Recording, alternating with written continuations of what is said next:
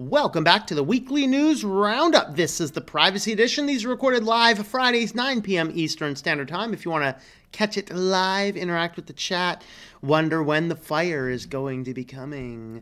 Well, before we jump on in, today we are looking once again at private internet access. If you want to help support the channel, utilizing a VPN through private internet access is a great way to block out all those ads, do some protection across your internet stuff. Of course, I'm a person that I actually know how VPNs work and what they're originally designed for, and I'll tell you, not everybody needs a VPN. But if you are a person who needs one, consider using private internet access. Connect up to 5 different devices. You can get 1 month, or I think, was it 1 month, 1 year, or 6-month plans as well. So with that, let's jump on into the news, shall we? All right, so first one, how attackers could hijack your Android camera to spy on you. This coming from Checkmarks. So there was a vulnerability, and I was trying to figure out if things like Open Camera were affected by this, and I could not find any information. What the researchers were able to find is the stock Google camera and the stock Samsung camera had a bug in it where you could get around the permissions, and then apps or anything else could actually get in there and access the camera, and I think actually the microphone as well. Now, there are fixes out to fix these guys, but just be aware of it, particularly if you're using older phones, older operating systems. Again, I was trying to figure out if this is a vulnerability that might affect something like Open Camera or not, and I was not actually able to find any information. The only information we had is on the Samsungs and on the Google app. So be aware that when you're utilizing apps and things, and they could be accessing your cameras. And that is why, only use apps that you absolutely have to. And for browsers, Firefox Focus / Firefox Clar does not even have the capability of accessing cameras or microphones at all. That's why I think that that's the best browser on an Android device. Best things for your privacy and security. Just don't be using as many apps. Just because there's an app for it doesn't mean you need to use it. Most times all the app is just an extra connection that could very well be done on a web browser instance. So, next one. This one is from Quint, who gave me some extra information. We had a couple emails back and forth. So, if you're using those fun Ubiquiti routers, about last month or so, it turns out that they pushed out a very silent update that started doing mass telemetry. Of course, everything's de-anonymized and, we can't see who's what, but this is for your better use of our product to identify crashes and things like this. And it caused, you guys, you don't mess with the routers in the tech world, all right? This is the people who spot this stuff faster than anybody, and there was a giant flip out. Now, I was not able to find this information, but Quint, who uses these systems, was able to give me this information that said when they originally rolled this out, they did not have a means to block it. If you attempted to block it by putting in a block on the host file, it would send your devices into perpetual boot loops. Oh my. So this caused a ginormous stink, and the company's like, oh, well, we're just doing it to make the products better. You can't do this. And guys, this is exactly why I have a big problem with Ubuntu. It's just collecting some basic system information. No, we don't want you to have the data. It's bad. It's very bad. And the more you get used to just handing them data, no big deal. Oh, it's for the better. This is where they get you. They come back down and they collect everything, and then they wait until somebody figures it out, and then they do a little press release. And the press release that they had here, basically they had what data's being collected. Oh, it complies to GDPR, so no big deal. It's all transmitted using end-to-end encryption, which means they could be collecting anything, and you don't know what it is they're collecting. And why are they collecting the data? To better fine-tune and improve the devices. Here's a thought. If they did this to me, I'd be like, you know what, guys? You're giving me back 100% of my money for this crap, and I'm going to give it back to you, and I'm going to go right on over to your competitor and buy someone else's stuff that's not going to be doing this. Now, they updated this post. This is updated. Apparently, the update was to tell you that now they have it so if you block this in your host file, it's going to block the telemetry. But this is still dirty, underhanded crap that this type of company should not be doing. There should not be any telemetry going back to the main corporate servers on your router, on your network connections. So this was interesting. Thanks to Quint for sending that one out because, man, yeah, I'm never recommending Ubiquiti. Companies, we cannot be just throwing in all this mass data collection. There is enough people standing back to say, don't do it. Fortunately, they turned it around. But this is why I have a huge problem with Ubuntu, even doing what they're collecting. It is still something that if I say no, it should be a no. But even on Ubuntu, if you say don't send the data, it still pings our server and says, oh, this user did not want to send the data. That's why I'm not recommending Ubuntu much anymore. Despite it is a good thing, it's, there's some good things about it. There's a lot of good things about it, but you start doing that kind of stuff, I can no longer recommend you. This one actually came from Jeff. Thank you for this one. 1.2 billion records found exposed online in a single server. It basically contained complete data from Facebook, Twitter, and LinkedIn profiles. So like all these things, yeah, it just dumped it all. Just dumped it all. 1.2 billion records. What is that, a sixth of the world? No, what is it? I don't know what's the world population right now. I get all confused because we passed like a big number when I was in college, and I can never get that number out of my head, and I got to realize that was a long time ago. Man, I'm getting old. But anyway, 1.2 billion different records. Where did this come from? Well, it seems to have come from, guess what? A data analytics company. Can we just close them all down? Congress, are you listening? Pass a law to make those things illegal. Nobody should be sharing and collecting and buying and selling and bartering data.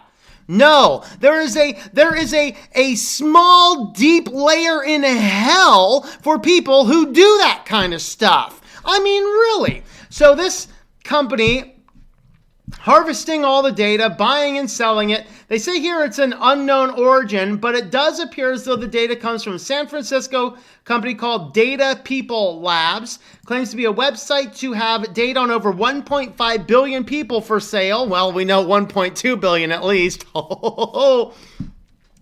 Including almost 260 million in the United States. It touts more than 1 billion personal email addresses, more than 420 million LinkedIn URLs, and more than 1 billion Facebook URLs, IDs, and more than 400 million phone numbers, including more than 200 million valid U.S. cell phone numbers. Hey, Congress, you want to do something? Why don't you stop trying to impeach somebody and instead go do something? Blocking these people might be a good approach. It might be a good approach. Just go do something dealing with all these data companies. We need to stop all of these data harvesting companies. There's no reason for them to exist. And then all that happens, they just dump all their data out online, or some stupid hacker gets in there and grabs all the data. So it's basically all just sitting on the server. It's quite exciting stuff. Eek. Well, Uber wants to start planning to audio record all rides in the United States for safety. Yeah. The ride-hailing firm is launching an auto recording pilot in Latin America. So the idea, the idea is that these are recorded without anybody's explicit consent, and the people cannot even hear what is in those audio recordings. Which means that Uber has an uphill battle because in most places in the United States, we are what is called two-party consent, meaning that everybody on that call needs to have a consent to be recorded. And it doesn't have to be a call. It could just be any type of video surveillance. So, you go into a place, if they are doing audio and video surveillance in the United States, they have to post audio and video surveillance on premise. It has to be posted on the front door. That's why you might see those. Now, they're rolling this out in Latin America because apparently Latin America has no laws about this. And they do specify here that, yeah, they're going to fight this a little bit. Probably just going to bury it within the terms of service you agree to be recorded by all this kind of stuff through some terms of service update that nobody's going to read, but everyone's going to give away all of their rights to be recorded and send that data out. People, don't forget, when you call an Uber, a little kitty somewhere gets clubbed. We don't want to call an Uber, all right? We don't want to do it. We don't want to do it. Stop clubbing the baby kitties, okay? We don't want to do that. So, Uber has, they have a little bit of uphill battle. The article does make a little bit of discussion into that. All right, this is new. A stealthy new Android malware poses as an ad blocker and serves up ads instead. Well, that's exciting. So when you install this thing, it asks for all these permissions, allow display over other apps, which means that it's going to enable you to, put itself over other applications. And then it wants to do a VPN request. Oh, isn't that exciting? Let's harvest every piece of data. Guys, remember what a VPN does. All it does, and the reason I do not completely recommend a VPN for everybody, is the VPN allows that VPN provider to see anything and everything you are doing. Now, the one I talked about, private internet access, they have been demonstrated in court to not have logs. That's why I trust them. But any other company with a VPN, dangerous. Do not, if it comes down to, I'll just go for this VPN versus no VPN, it's probably better to do no VPN under most circumstances. Just be aware. Just understand there's cases to use and there's cases to not. Next request is to add a home screen widget. Yes, let's add the home screen widget to it. Yay. So the home screen widget they're showing us is blank. You can't see it.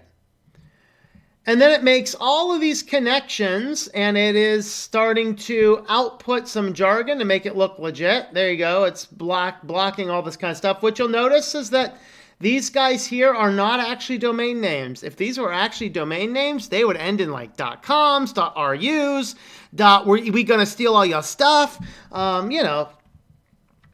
And then they have extreme stealth. Of course, they're indicating the VPN indicator here. And up here, they're indicating there is something in this block that is blank. This is a pull-down notification. So if I come up here and do a pull-down notification or something, I can't see that because my phone's so small there, or so dark today. You'll kind of see a notification block. There's a literally blank notification block. And then here is a blank information on the app window. Isn't that exciting? And then Android malware digs in its fangs. Now it just starts giving you these nice pop-ups all over the place. Isn't this exciting? Oh, look at this. Pretty divorced women seek mature men in local areas. Woo, baby. All right. Looks like it wants to send ads to the default web browser. This guy wants to send you notifications. Oh, Lordy. Affordable home insurance. Yeah, nice ad blocker. Isn't that awesome? And then infections on the rise. Oh, Lordy. Yeah. Guys, you got to know what you're doing. Let's go back to this idea. Don't install random apps on your phone. And by the way, don't even trust the Google Play Store. No. All right, next one. This is our feature story for the day. The police put a GPS tracker on a man's car and then charged him with theft for removing it. So the guy's a suspected drug dealer, right? So the police get a warrant and put a GPS tracker on his car. The weird hinge pin about this, and the reason this guy's probably going to get off from this, is that the GPS tracker they put in the car did not have any labels. Hey, it's one thing, put a GPS tracker on the car and be like, hey, this is the property of the sheriff's department. Well, at that point in time, you pretty much already know that they're tracking you, so now you just mess with them, Start driving by all the shady places of town. Whoa, speed up, speed by. Maybe do 4 or 5 loops around the police station. That'd be fun, yeah. Mess with them a little bit. But since this GPS tracker had no indication on it, these guys are like, I don't know who this thing is. And so he took the GPS tracker off and threw it in his garage or something, right? So then they get a warrant to search his house and his car for the GPS device that was taken off. And they find it in his garage and they say that he stole it. So now the police is suing him for stealing the GPS tracker that they had a court order put on his car, but they did not label as being belonging to the police. I got to see the movie to this because this is going to be great. I mean, I'm telling you, this sounds like the dysfunctional backwoods hillbilly-ish type stuff in the old neighborhood, you know? This is crazy. But anyway, like I said, I have a sneaky suspicion that the guy is probably going to get off of this because the GPS tracker was not labeled with the fact it was a police tracker. So bottom line of the story, guys, if you spot a GPS tracker on your car, you probably call a lawyer first.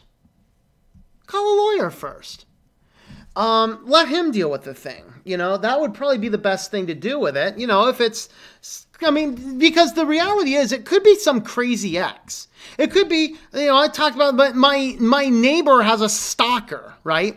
My neighbor has a stalker. What if the stalker comes by? Because guess when I always catch the stalker showing up in the neighborhood? Walking through our neighborhood at midnight?